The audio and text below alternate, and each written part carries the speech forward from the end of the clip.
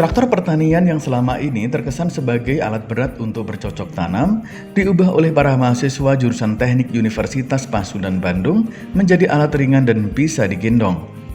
Dengan demikian, traktor ini cocok digunakan untuk lahan pertanian dan perkebunan di daerah pegunungan yang terjal dan jauh dari akses jalan. Inovasi mesin pertanian ini dinamai traktor portable multifungsi.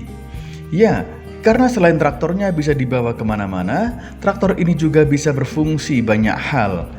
Misalnya untuk mesin penyedot air, mesin penyemprot obat hama dan pupuk cair, mesin pemotong rumput, mesin penghancur ranting, mesin penggerak generator listrik, dan masih banyak lagi. Inovasi para mahasiswa Universitas Pasundan Bandung ini masuk dalam program pembinaan startup calon perusahaan pemula berbasis teknologi pada tahun 2017, 2018, dan 2019. Semenjak dikembangkan, tak kurang 300 traktor sudah dibuat dan didistribusikan ke sejumlah daerah untuk mengolah lahan di daerah pegunungan dan terkendala akses jalan. Jadi ini adalah traktor portable multifungsi. Traktor itu sebetulnya ini kita namakan traktor, tapi ini sebenarnya jenisnya kultivator. Kultivator itu untuk mengolah lahan kering, bukan lahan basah seperti tanaman padi-padian gitu ya. Tapi ini untuk mengolah lahan khususnya hortikultura. Kelebihannya ini bisa dilipat kemudian bisa digendong.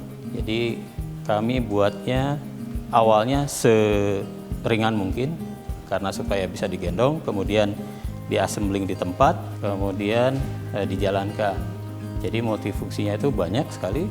Salah satunya ini untuk pencacah, kemudian ada lagi untuk penyemprot hama gitu ya. Ada lagi untuk pompa air, sebagai pompa air.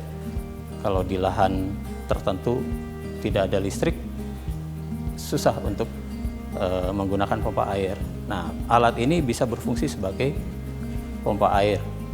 Risetnya tahun 2015.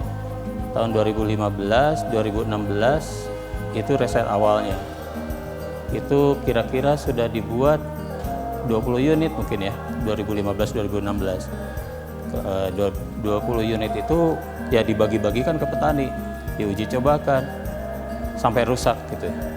Nah, kemudian tahun 2017 itu sudah mulai diproduksi.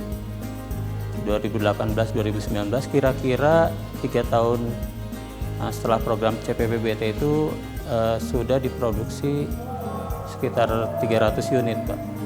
Ya, jadi alat ini cukup ini ya, surprise ya, karena ini alat kecil yang portable yang multifungsi. Ini bahkan ada PTO-nya ya, sehingga tenaganya bisa diambil untuk berbagai keperluan yang lain. Jadi bukan hanya untuk traktor. Jadi bisa diambil untuk misalnya tadi memompa air ya, kemudian membangkitkan listrik dan lain-lain, banyak contohnya tadi.